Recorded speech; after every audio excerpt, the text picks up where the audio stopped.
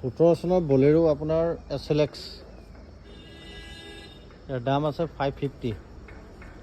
complete body original পেইণ্টত আছে এখন চাওক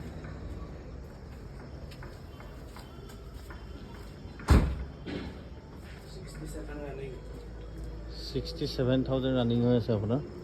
গাড়ী শ্ব'ৰুম কণ্ডিশ্যন এখন চাওক ৰিফাইনেন্স হৈ যাব আপোনাৰ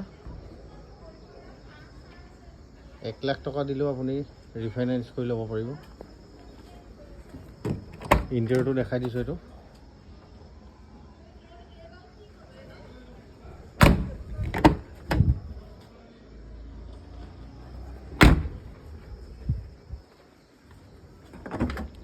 মাত্ৰ 5,50,000 টকা